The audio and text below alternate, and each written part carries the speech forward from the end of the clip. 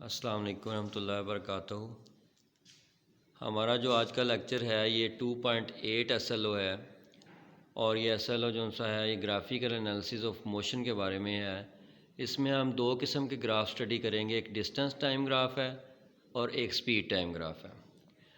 अगर देखा जाए तो ये SLO है तो काफ़ी लंबा चौड़ा SLO, लेकिन है भी आसान अगर इसको गौर से समझा जाए तो। सबसे पहले हम डिस्टेंस टाइम ग्राफ पे आ जाते हैं। डिस्टेंस टाइम ग्राफ में सबसे पहला जो ग्राफ है ये ऑब्जेक्ट एट रेस्ट लिखा हुआ है, यानी कि जो भी ऑब्जेक्ट है, चाहे कार है, ट्रेन है या कोई भी चीज़ है, वो डिस्टेंस कवर नहीं कर रही लेकिन टाइम जो सा है वो कवर हो रहा है। टाइम तो चलता जाता है, टाइम तो रुकता नहीं है।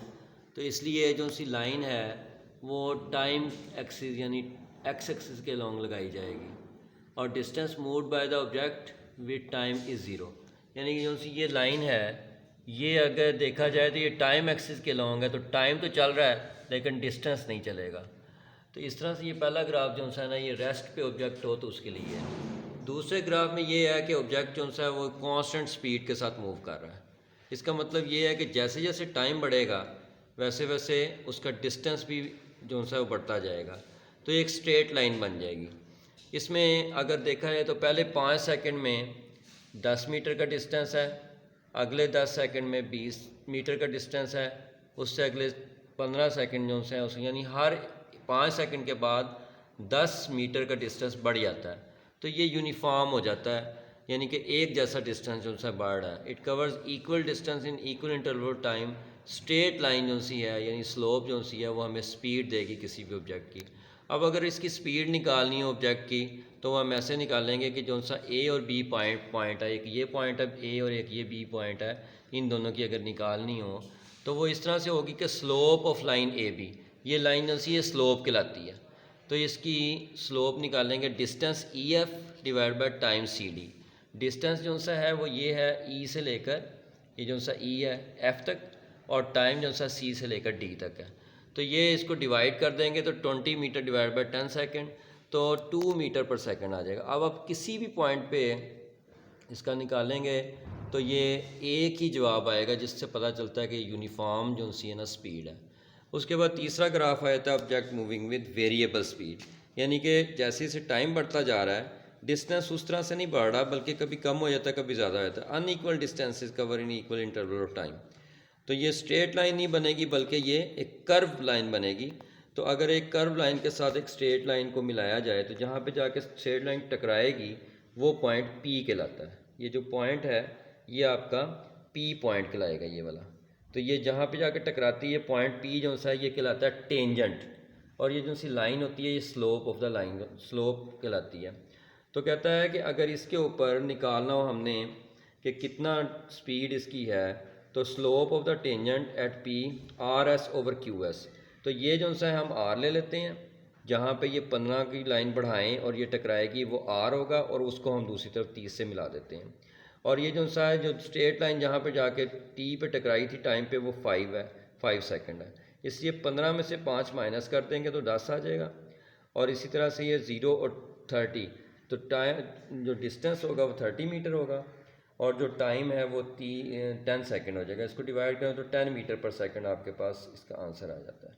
और इसका मतलब है कि हर एक पॉइंट पे अगर 20 पे लेंगे, अगर 20 पे ले लेते हैं तो हमारे पास जो है आंसर डिफरेंट आएगा। अब 2.6 एग्जाम्पल है, एक ग्राफ दिया गया है इसमें 2.6 एग्जाम्पल में, और इसमें देखें एक ग्राफ के अंदर उसने वैल्यू दी हुई हैं जो कि टाइम की और डिस्टेंस की हैं। अगर इसको देखा जाए तो अगर ए पॉइंट पे हम निकालते हैं तो कुछ उसने बातें पूछी हुई हैं इसकी। टोटल डिस्टेंस ट्रैवल कितना है, तो टोटल डिस्टेंस जो है 40 तक जा रहा है, यानी मैक्सिमम डिस्टेंस 40 तक। देखें ये आखिरी जो है 40 तक है, तो इसका मतलब टोटल डिस्टेंस 40 है। और distance travel during first 5 second, और 4 और 6 के दरम्यान में 5 बनेगा। इस लाइन को अगर हम आगे बढ़ाएं तो इधर ये जाके मिल जाती है 35 पे। इसका मतलब है कि 35 पहले 5 सेकंड में 35 मीटर का डिस्टेंस कवर हो रहा है। और जब 35 को 5 पर डिवाइड कर देंगे, क्योंकि जो टाइम है वो 5 सेकंड है, तो 7 मीटर पर सेकंड आपके पास स्पीड आ जाएगी। अब एवरेज स्पीड निकालने का फार्मूला ये होता है कि टोटल डिस्टेंस जितना आपके पास है उसको टोटल टाइम पर डिवाइड कर दें। तो टोटल डिस्टेंस आपके पास 40 मीटर है और टोटल टाइम आपके पास 10 सेकंड है। तो ये इसको डिवाइड करें तो 4 मीटर पर सेकंड आपके पास से एवरेज स्पीड आ जाती है। अब डिस्टेंस आखिरी 5 सेकंड में कितना तय हुआ है, पहले 5 में तो 35 हो गया था, तो बाकी बच जाता है 5 मीटर। तो 5 मीटर को अगर 5 सेकंड पर डिवाइड कर दें तो हमारे पास 1 मीटर पर सेकंड जो सा है आखिरी 5 सेकंड में आपका डिस्टेंस कवर आ जाता है, यानी स्पीड आ जाती है। तो इस तरह से ये हमारा जो सा है डिस्टेंस टाइम ग्राफ जो सा वो कंप्लीट हुआ। अब हम आते हैं स्पीड टाइम ग्राफ पे। स्पीड टाइम ग्राफ में पहला ग्राफ तो वही है, लेकिन यहाँ पे फ़र्क ये पड़ेगा कि अब हमने एक्स एक्सिस पे स्पीड ले ली है और वाई एक्सिस पे टाइम ले लिया।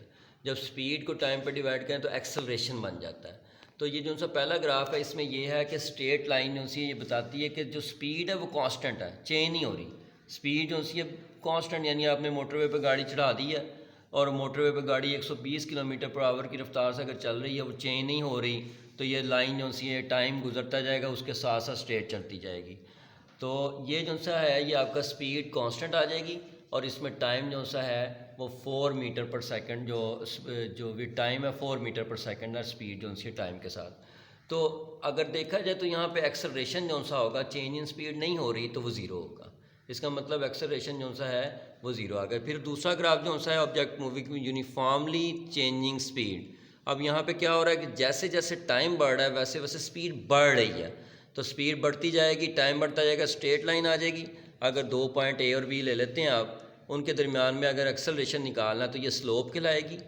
और change in velocity over time ये फार्मूला होता है। तो जब आप की स्पीड बढ़ रही हो तो वी एफ जो सी है वो ज़्यादा होती है, वी आई कम होती है। इसलिए आपने 4 पहले लेना है, 2 बाद में लेना। 4 के सामने 10 है, 2 के सामने 5 है, तो इसलिए मैंने 10 - 5 लिख दिया।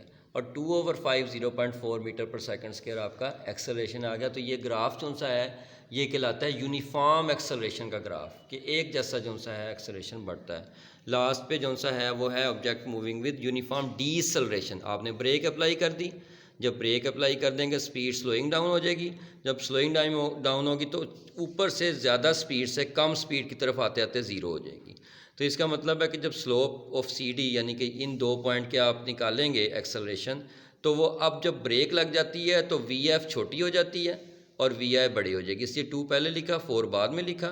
और 2 के सामने देखें 10 है, 4 के नीचे सामने देखें 5 है, इसलिए 2 - 4 डिवाइड बाई 10 - 5 -2/5, तो -0.4 मीटर पर सेकंड स्क्वायर आपके पास आ गया। ये माइनस का साइन बताता है कि ये डीसेलरेशन है, यानी कि इसके अंदर एक्सेलरेशन जो सा है वो नेगेटिव है और ये नेगेटिव स्लोप है और ऑब्जेक्ट जो सा है वो डीसेलरेट हो रहा है 0.4 मीटर पर सेकंड स्क्वायर के ज़रिए से।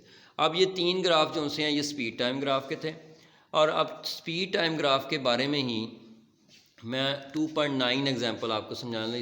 इसमें 3 चीज़ें आपने इसमें 3 चीज़ें हमें पता लगती हैं इस एग्जांपल में। एक ये कि गाड़ी जो सी है उसकी स्पीड बढ़ रही है इसमें, फिर वो कांस्टेंट हो जाती है और आखिर पे वो डीसेलरेट हो जाती है, यानी ब्रेक लगा देते हैं। तो 3 चीज़ें इसमें हमने देखी हैं। पहले ये कि गाड़ी जो सी उसकी स्पीड बढ़ रही है, दूसरे में कांस्टेंट हो गई और फिर डीसेलरेट यानी ब्रेक लगा दी। अब देखा जाए तो ये 10 सेकंड पे जो सी है आके कांस्टेंट हो जाती है स्पीड और 28 सेकंड तक ये कांस्टेंट रहती है। इसलिए 28 में से 10 माइनस करें तो ये 18 सेकंड तक ये स्पीड कांस्टेंट रहती है। उसके बाद 28 से 30 यानी 2 सेकंड के अंदर अंदर वो जो सी है वो डीसेलरेट होकर ज़ीरो हो जाती है स्पीड। तो पहला सवाल ये करता है, और इसकी जो सी मैक्सिमम स्पीड यहाँ पे बनती है वो 16 मीटर पर सेकंड है यहाँ पे, ठीक है। ये देखें 15 से थोड़ी सी लाइन ऊपर, तो ये 16 मीटर पर सेकंड होगी लाइन, ठीक है।